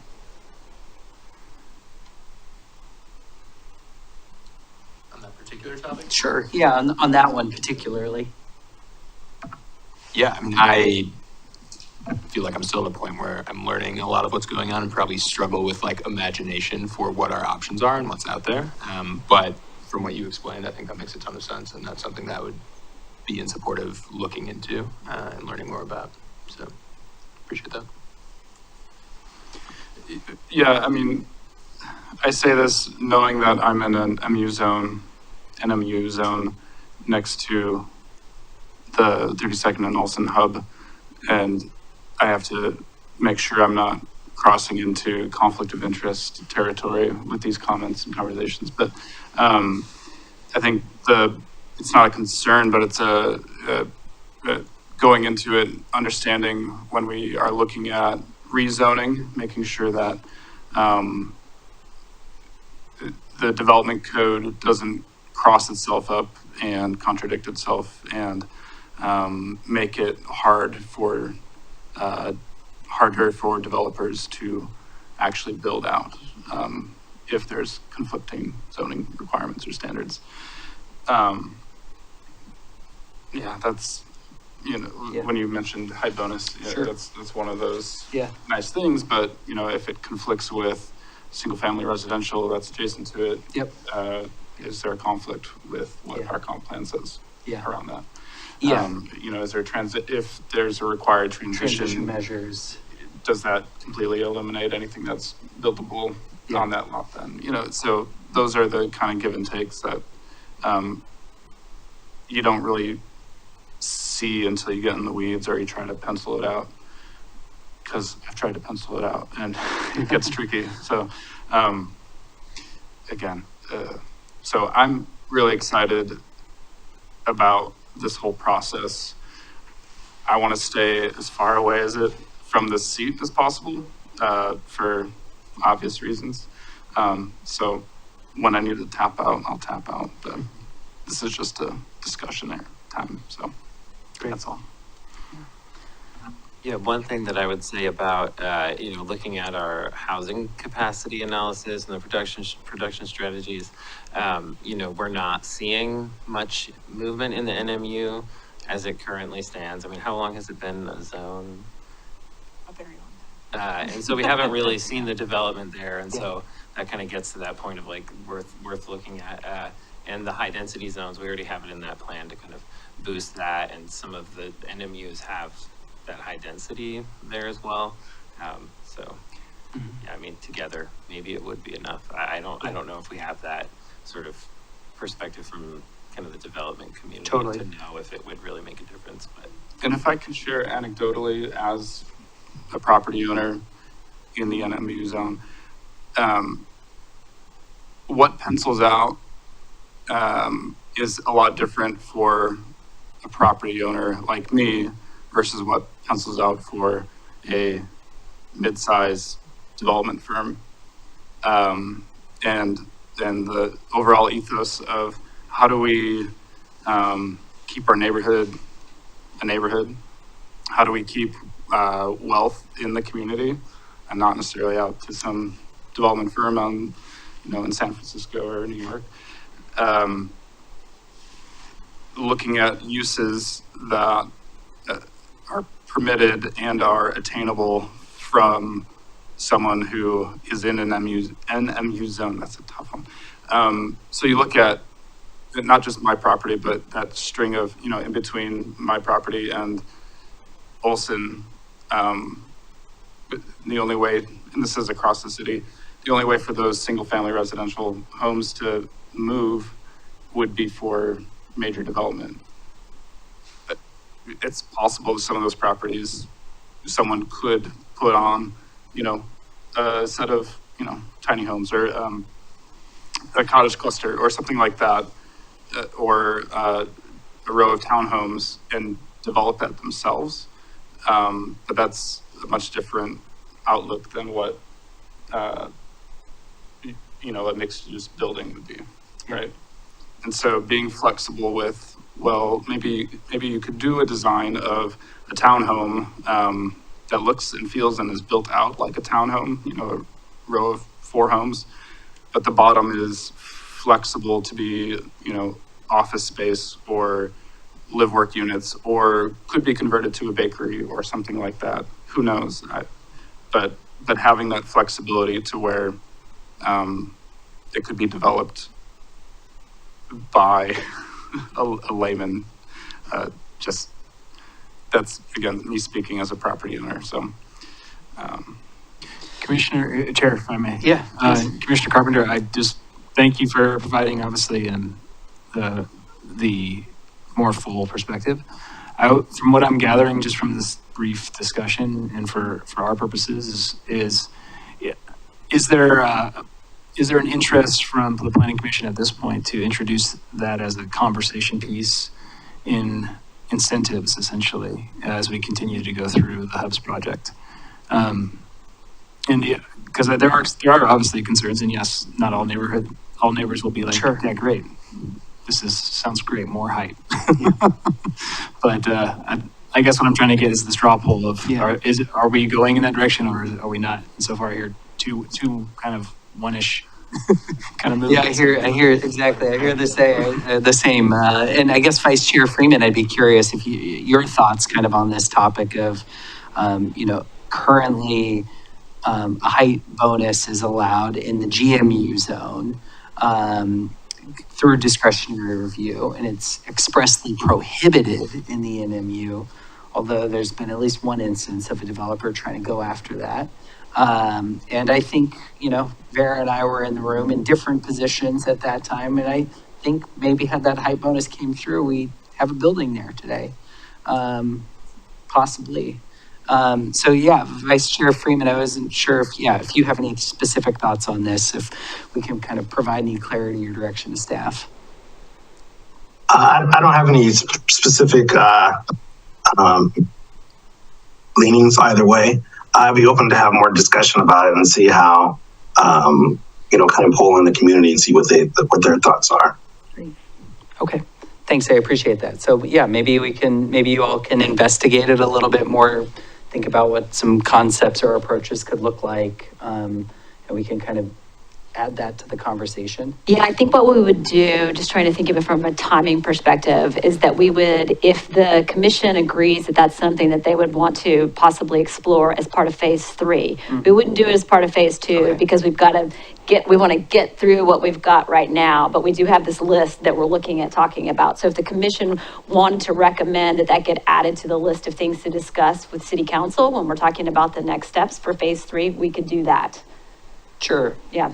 Seems like, it sounds like it's recommendation for a future discussion. Yes, I think that's right. Great. Hopefully that doesn't give anybody heartburn. And yeah, and I think even just discussing it maybe as we move forward in this process would be a way to start to kind of socialize and we can hear from various stakeholders their perspectives on it. Great. Well, thanks for letting me kind of entertain that. Maybe just to open it up for any other kind of questions about the zoning amendments. If we agree with the list of permitted uses in the SMU, maybe hold on those two questions and then we'll take the drinking establishments last. Yeah, I have a quick question on the first. So I think generally, as presented, the zoning amendments make a lot of sense to me for the goals of the project. I'm curious, and again, this is probably partially my understanding as I tried to piece together like what's available to us in this space. Were there other zoning amendments that were considered based on the feedback that were ultimately like, that you all didn't decide to pursue? Or is there anything that was sort of left off? Or was it clear that these were the amendments that would make the most sense to kind of achieve the outcomes that the public had informed us on? It's a good question, thank you. Because we started the process with the workshops by asking questions about what kinds of things people wanted to see, it all sort of started to land with, I think we could just upzone these guys to end it. I mean, it landed kind of right where it did, honestly, based on what people were happy to see happen in some of these zones. I don't know that we threw out any ideas or like discarded any uses or anything like that. I think some of the things, that we've brought up as questions, this idea of the drinking establishment. So there were some little kind of nuances within those lists that we wanted to understand. We called out, for example, when we were looking at the different mixed uses, for example, marijuana dispensaries, is one of those, uses. So when you see it in the list, certainly in the SMU, it's not an outright permitted. The marijuana retailer is not a permitted use in the small mixed use zone because it really is literally in neighborhoods. So as we were kind of even just looking at our existing list of uses, we kind of some things just sort of internally kind of felt like, no, we're not going to propose that. Certainly we're happy to entertain it if the commission would like us to, but that just seemed like a reasonable thing to kind of land out. But, and I'll be interested, certainly when we post this, and get these details out to everybody, if folks kind of hone in on certain things that will, but generally everything just kind of seemed to just sort of fall into place. We also, as part of the code package, we wanted to tweak the temporary uses as well, because that gives us the ability to kind of pilot some things too in different areas.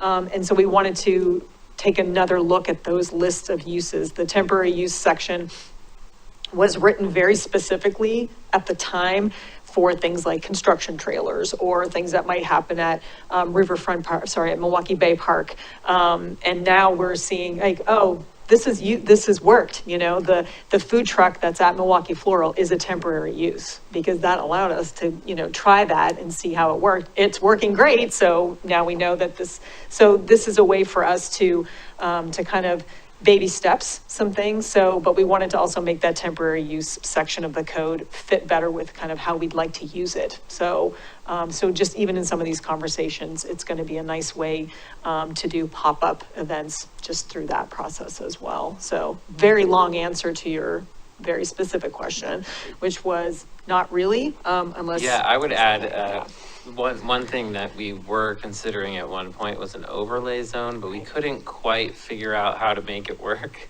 And I think, these questions around community service uses, can we figure out, we had a lot of things pop up that we weren't necessarily ready to kind of wrap into the project without expanding it. So a lot of those future things, there are some zoning concepts that kind of connect with that we've been thinking about, but which we haven't had the full energy to dedicate to. So far. Yeah, thank you both. That's very helpful answers. It was a great question. I also like some of just the overall simplification and consolidation. I was just realizing we're going, the continued overall trajectory of simplifying the zoning code. Now we're kind of going to the, asterisks MU on the commercial side, downtown, general, neighborhood, small. I like it. It just helps simplify. So appreciate that. Vice Chair Freeman, any thoughts or questions on kind of the first two bullet points?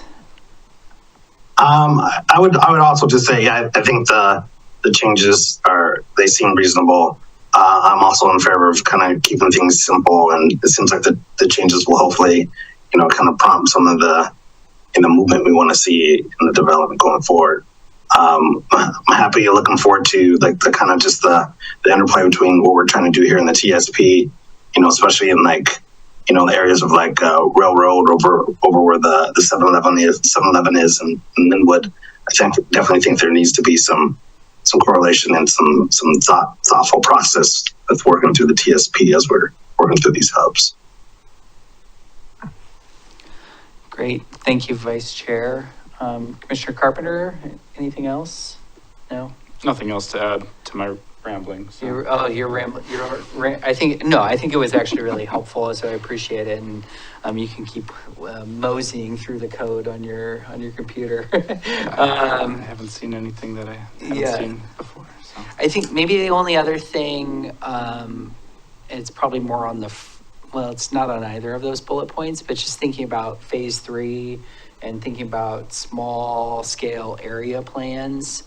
Maybe just a question that kind of comes to mind is like, how are you thinking about choosing where to focus first?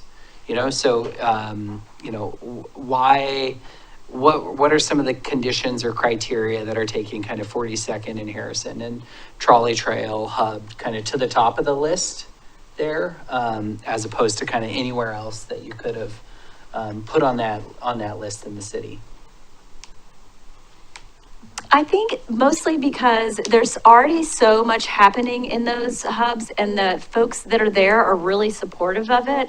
And there's this kind of wanting to acknowledge all of the things that are happening there and showing that we're in a partnership with these people and with these areas, and trying to and kind of bring those areas to life a little bit. We know that they are hubs, but kind of celebrating them a little bit more and giving a little bit of more of empowerment to those hubs. I think that that's something that we're lacking a little bit outside of the downtown, and really wanting to try to find some spots that we can liven up and energize through something like a small area plan. And not just to Joseph's earlier point, focusing so much on the downtown. Sure. And these, I think that they are already recognizable hubs, and that, I know that sounds kind of like in opposition. Well, then why would you do a small area plan? But because we're recognizing that there's a lot going on there, and we want to keep that momentum going and keep building on that. Some of the other hubs are just very, very small. I mean, they're a building. We don't have the opportunity to kind of create a lively area as much in those places. There's much more small scale. So kind of highlighting what's already existing and empowering them a little bit, and showing that the city is also committed to looking outside of the downtown and building upon some of the momentum that's already there.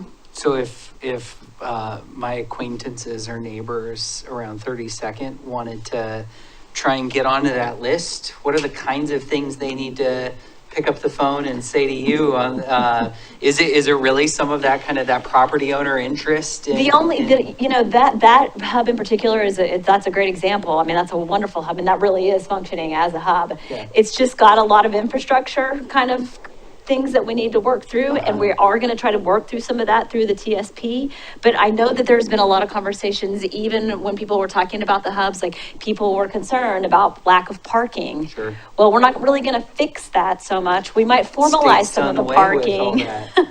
So it's like this balance of wanting to enliven these places, but also knowing that there's concerns there as well. Okay. So, but if your neighbors rally, and then it could go on the list for things to consider, we also have to figure out where the money's going to come from. So yeah, of course. Yeah. Okay. Yeah. Well, same for I guess anywhere else, maybe around the city. If folks at 7-Eleven in Linwood got excited and got passionate, they know to call Laura. They could call me. Those are even more challenging areas that are around here. Yes. Great.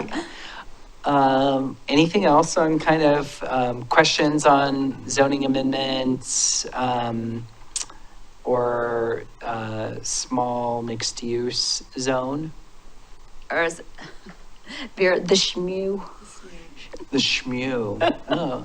I don't think I'm ever going to say that again. The demu, the nemu, the shmoo, the gamu. This is just, yeah. Well, let's turn maybe to the final question about drinking establishments, and the question that's kind of posed to the commission around, should they be permitted by right in the neighborhood mixed use zone? Does anyone want to lead off on this?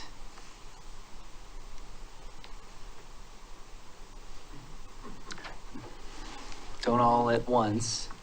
Yeah, I can lead off. I would say I'm generally in favor. I'd be interested to maybe hear a little more specifics on, I guess, so the community opposition was largely just due to, I guess, what you would expect people to kind of oppose with drinking establishments, just like noise and yeah.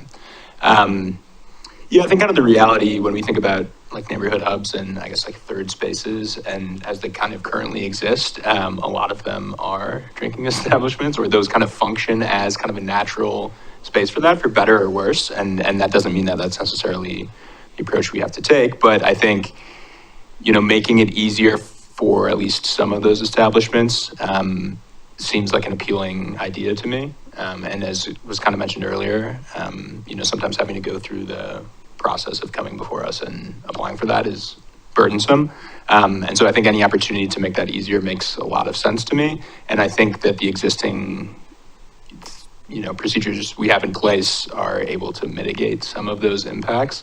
But also I could see it being, you know, a bit of a slippery slope if we get down the road and then we're in a position where now it, you know, things could potentially get a little out of control with that. I don't know that that would necessarily happen. That's kind of a worst case scenario where we have to kind of rein that back in. But it makes a lot of sense to me, I'll say, as far as just thinking of the types of businesses that could be attractive for neighborhood hubs and making it as easy as possible for them. Well said. Yeah, I mean, this is perhaps can be looked at like a similar process to like pre-approved plans, right? Where it's not quite out of the box, but you apply and you know what your, you know, if you check every box, you're good, right? And if you don't meet that, then you have to come back and finish your application and fix it. I'm on the fence a little bit to not require a conditional use permit for drinking establishments, but again, I feel like most of the time, from what I've seen, is that they get approved anyway, and you know the same requirements apply. Noise, not dumping the bottles out at 2 a.m. in the trash can, you know, and it seems like it's easy enough to accommodate that without having to go through the extra process. Vice Chair Freeman? Yeah, I think I'm on the fence. I have some reservations about being permitted by right. I think the other chairs have raised some good issues about, you know, trying to like promote these businesses and stuff, but I just wouldn't want to get in a situation where, you know, we permit them by right and then they're in spots that we don't want them. I don't know. I'm not at a point where I would be in favor of it. I guess the comment about they're not in a place where we would want them. So is that, I guess my mind quickly went, Josh, to, well, they're in an MU zone. So have we drawn the boundaries wrong on the zone or envisioned kind of the zone wrong? But, you know, I'm not expecting you to necessarily have a response to that. But that was just kind of one of the things that I was kind of thinking of as I was hearing you say that. I don't know.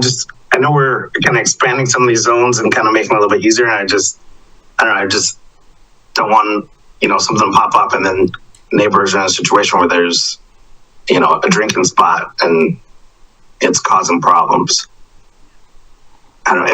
I think if the applicant, like Commissioner Carpenter said, it, checked off specific criteria and they, if they were able to meet those criteria, then fine. But maybe kind of highlighting what those would be, I think would make it easier for me. Great, thanks there. And this wouldn't forego any sort of design review that would be required for a site development, anything like that, right? This is just permitted use, not, yeah. I think generally, I feel pretty aligned with Commissioner Mulhorn's comments. I think living near a neighborhood hub, often hear folks sometimes lament about the inability to walk or bike to the hub vision, places where people can access a variety of goods or services. And if drinking establishments being kind of permitted by right become just another tool in the toolbox to support development opportunities, that I think that's where I feel like it makes sense. And I also say that knowing that drinking establishments are somewhat regulated heavily by the state of Oregon, and also knowing that the city of Milwaukie has a very responsive code enforcement department. I remember when I short-term rented my house out when we were traveling, and I forgot to renew that permit, and I started getting notices very quickly about that. And I've heard other stories just about code enforcement generally. I also am very pleased with the high level of service that we get from the Milwaukie Police Department. Unlike other jurisdictions around us, I know, because I've personally had to do it before, that when you call the police, they answer the phone and they'll likely show up at your house pretty quickly. And so I know that I think if we were to have any issues at drinking establishments, given the fact that it's pretty heavily regulated by the state, given the fact we have nuisance code enforcement mechanisms, and then we also have a very responsive police force, I feel pretty confident in it, in knowing we have tools to be able to mitigate some of those things. So I feel fine with that kind of moving forward. 2-2. If I may. So one thing that, just to add some more color to the conversation, is I've struggled looking at the drinking establishment definition and then eating establishment definition. The OLCC essentially requires food to be part of a drinking establishment. So there's this weird line of is it restaurant? Is it a drinking establishment? It's so weird, like Decibel. We can talk about that. That's a great place. They have food. I guess it's a drinking establishment. Milwaukie Cafe, I guess that's an eating establishment. So there's just this weird line. I don't know if that helps or takes away things. It's just adding some more context to the conversation. Yeah, I mean, I think it's a great question. I guess I don't know from a zoning code perspective how we really do clearly parse those. I want to say that it is based on, are you preparing food? And a drinking establishment would be providing nuts or a bag of chips, popcorn or that sort of thing, whereas a eating establishment is making meals and serving hot food theoretically. Although, that's I think that is correct. And having a long time ago formerly worked as a bartender, I think even OLCC still requires drinking establishments to have a certain number of food items, and some have to be hot, and those kinds of things. But you're probably right. That's probably some of how it's parsed. Commissioner Carpenter? I was just going to say, if you're keeping score, I would be more in the allowing side, but with guardrails added to. Yeah. Well, and if you're keeping score, we're also short 3 commissioners right now. So Commissioner Edge will. It sounds like he might send us a short essay. And then we can always check in with Commissioner Losfeld and Commissioner Ert as well. But maybe just kind of tallying things tonight. It sounds like we're maybe more inclined. And Vice Chair Freeman, I also appreciate the concern. I can understand that. I would not like to be living near a loud and rowdy place. I don't think any of us would, but again, I feel like we have tools in our toolbox to be able to address some of those issues personally. And I'm definitely not a hard no. I just want to be cautious. Yeah, I appreciate the thoughtfulness there. Was there anything else on the next slide, or was that really kind of the primary focus? Those were, some of the next steps. Economic development toolkit, great, those kinds of things. I guess anything else for good of the order? Any questions from Planning Commission for staff on this?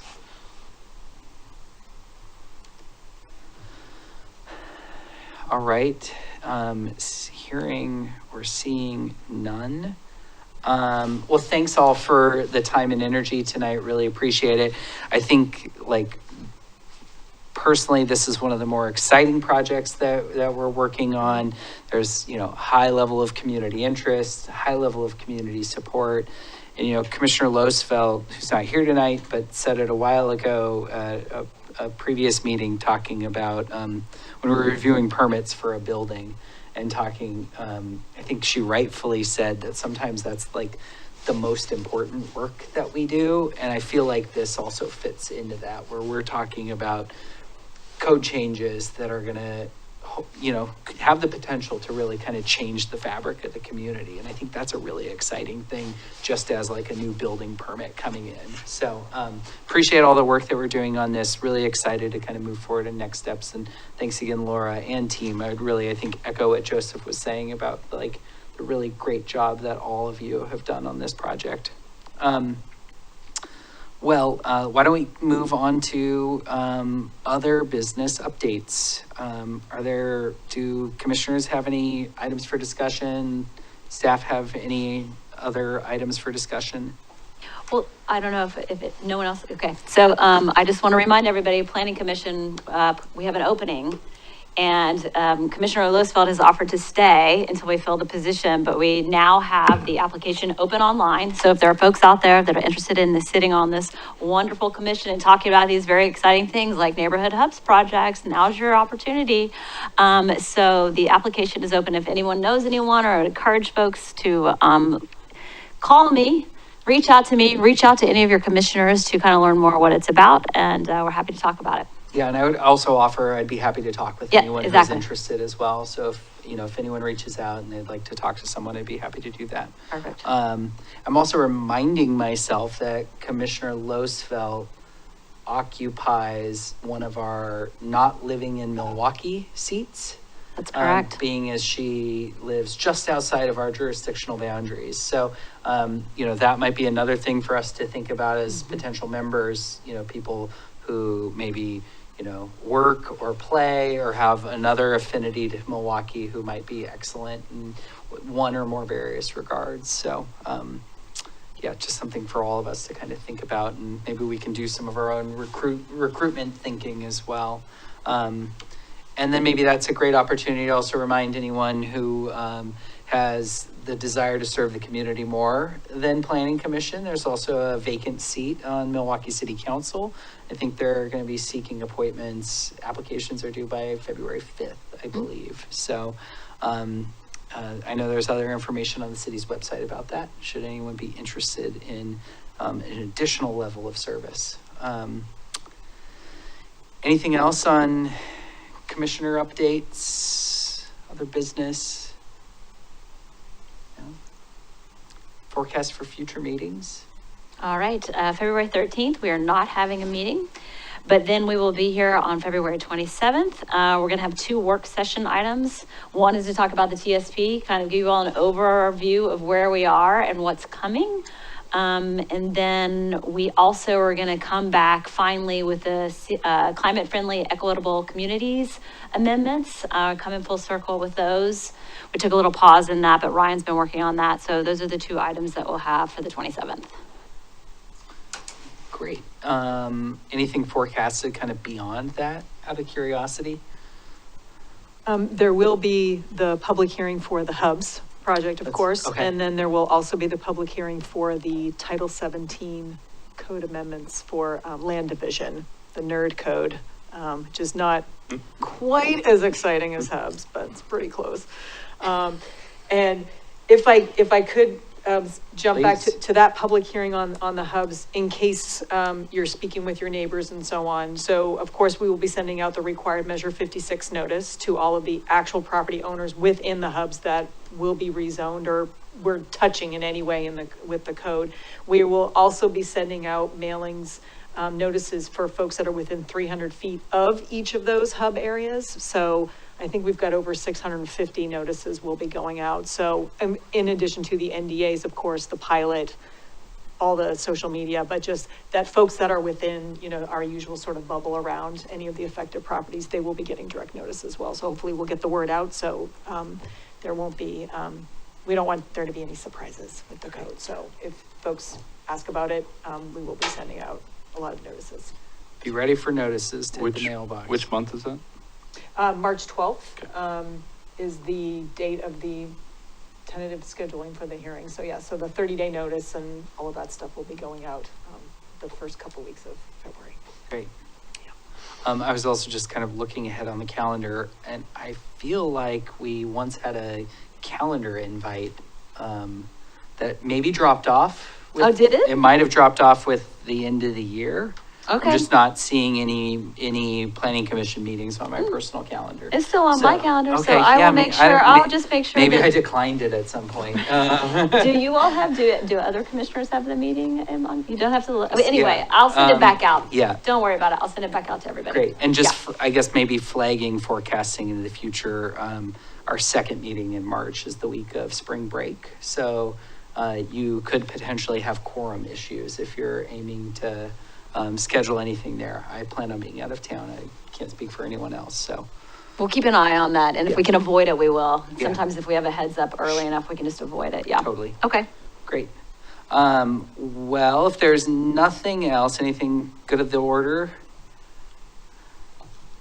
Thanks for bearing with us for a meeting that follows after what was our previous meeting, which is probably the shortest planning commission meeting we've ever held. I think we got out of here in 29 minutes.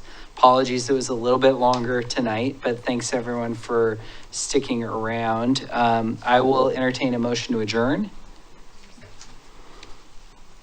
I'll make a motion to adjourn. It's been moved, Second. Vice Chair. It's been seconded. All in favor? Aye. Aye. Passes. See you later.